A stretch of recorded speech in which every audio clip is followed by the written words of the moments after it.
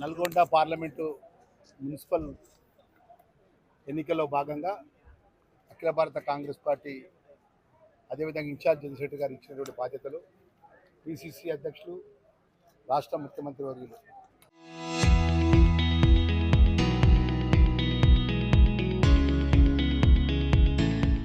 ఈ మున్సిపాలిటీ లోపల నల్గొండ పార్లమెంట్ పరిధిలో వచ్చే మున్సిపాలిటీ ఈరోజు ఆలియా అదేవిధంగా నాగార్జునసాగర్ మున్సిపాలిటీలో అక్కడ సుమారు 24 మున్సిపాలిటీకి సంబంధించినటువంటి అభ్యర్థుల పోటీ విషయం లోపల అభ్యర్థుల ఎంపిక విషయం లోపల సమన్వయం చేయడానికి ఏదైతే కాంగ్రెస్ పార్టీకి సంబంధించినటువంటి అనేక మంది పోటీలో ఉండే విషయం లోపల ఎక్కడ కూడా ఇబ్బంది జరగకుండా అందరినీ కార్యకర్తలను నాయకులను సమన్వయం చేయడానికి ప్రత్యేకంగా ఇక్కడ రావడం జరిగింది. దానిలో భాగంగా పెద్దలు జానారెడ్డి గారు ఈ ప్రాంత చాలా గొప్ప సీనియర్ నాయకులు, వారి నాయకత్వంలో కూడా వారి తనయుడు మాకు అత్యంత ఆప్త మిత్రుడు మా జయవీర్ రెడ్డి గారు స్థానిక శాసనసభ్యులు, మా శంకర్ నాయకుడు ఎమ్మెల్సీ గారు, మా జిల్లా కాంగ్రెస్ అధ్యక్షులు, అదేవిధంగా ఈ నియోజకవర్గం సంబంధించిన కాంగ్రెస్ పార్టీ కుటుంబ సభ్యులు కార్యకర్తలందరం కూడా మరి ఏ విధంగా రేపటి నుంచి నామినేషన్స్ మొదలైనవి ఏ విధంగా ముందుకు పోవాలి, ఏ విధంగా మా ఆచరణ లోపల ఒక ఆలోచన పరంగా మేము మాట్లాడుకోవడం జరిగింది. దానిలో భాగంగా 100%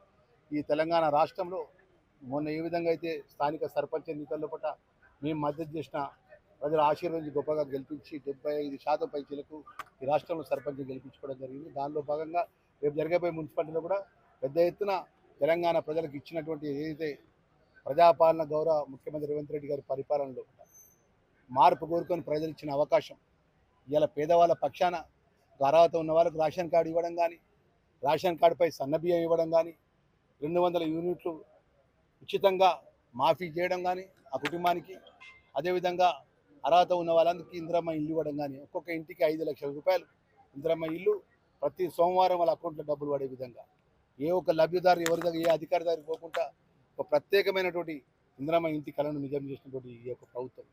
అదేవిధంగా రైతన్నలకు అన్ని విధాలు ఆదుకునే విధంగా 2 లక్షల రూపాయల రుణమాఫీ చేయడం కానీ, రైతు భరోసా ఇవ్వడం కానీ ఏ రాష్ట్రంలో ఏ ముఖ్యమంత్రి చేయనాడు గొప్ప అవకాశం.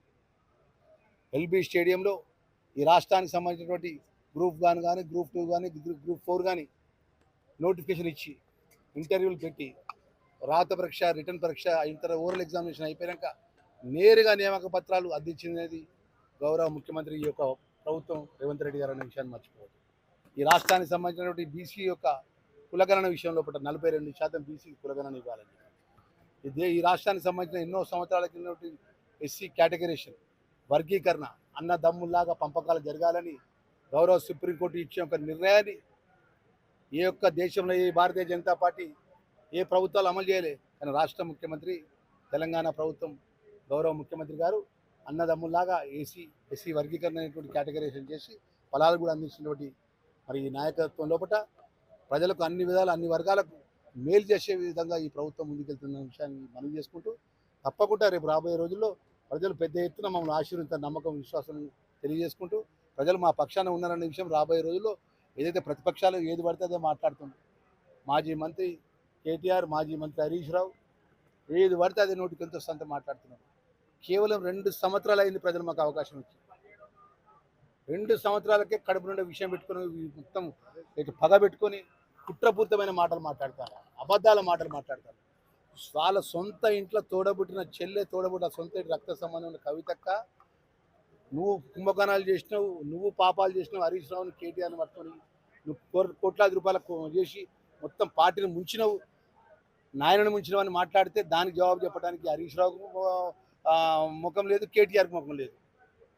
ఏదో నిజాయితీగా నిస్వార్థంగా మీరు చేసిన అప్పులకు వడ్డీ కట్టుకుంటా గౌరవ ముఖ్యమంత్రి గారు, గౌరవ ఫైనాన్స్ మినిస్టర్ గారు పట్టి విక్రమార్క గారు కానీ, మంత్రులుగా మేము కానీ, పెద్దలు ఈ జిల్లాకు సంబంధించినటువంటి ఉత్తమ్ కుమార్ రెడ్డి గారు వెంకరెడ్డి గారు కానీ, మేము కానీ ప్రభుత్వంలో క్యాబినెట్లో ప్రతి అంశాన్ని కూడా ప్రజల పక్షాన్ని చర్చించుకుంటూ ముందుకు తీసుకెళ్తే ఉదయం లేవగానే వేరే పనేం లేదు.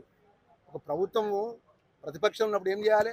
మేము 10 సంవత్సరాలు ప్రజలకు ఈ యొక్క సన్నబియ్యం ఇచ్చినాం, మేము ప్రభుత్వం ఉన్నప్పుడు పేదవాళ్ళకు రేషన్ కార్డు ఇచ్చినాం, మేము ప్రభుత్వం ఉన్నప్పుడు నీళ్లు ఇచ్చినాం, మేము ప్రభుత్వం ఉన్నప్పుడు దళితులకు 3 ఎకరాల భూమి ఇచ్చినాం, మేము ప్రభుత్వం ఉన్నప్పుడు దళితులకు ఇల్లు కట్టించినాం, ఇవో పేదవాళ్ళకు డబుల్ బెడ్రూమ్ ఇల్లు కట్టించినాం. మాట్లాడమని సంక్షేమ కార్యక్రమాలు మాట్లాడడానికి వాళ్ళ ముఖం లేదండి. ఏమైనా దోసుకుందామా, దాచుకుందామా, ఏ విధంగా ఎవరినెత్తిన చేయబెడదామా, ఇంత కుల్లకూడదామా, కమిషన్ల పేరు మీద, కాళేశ్వరం పేరు మీద దోసుకుడు తప్ప ఎప్పుడు కూడా పేదల పక్షాన, బడుగు వర్గాల పక్షాన, ప్రజల పక్షాన ఎన్నడూ ఆలోచన చేయలేదండి. చరిత్ర సృష్టించినోడు ఇప్పుడు ఆ చరిత్రని తిరగరాయబోతున్నాడు. అబద్ధాల గోడల్ని బద్దలు కొట్టి నిజాలను రాగా మీ ముందుంచబోతున్నాడు. నిజమైన వార్తల కోసం వెంటనే డౌన్లోడ్ చేసుకోండి రా యాప్ని.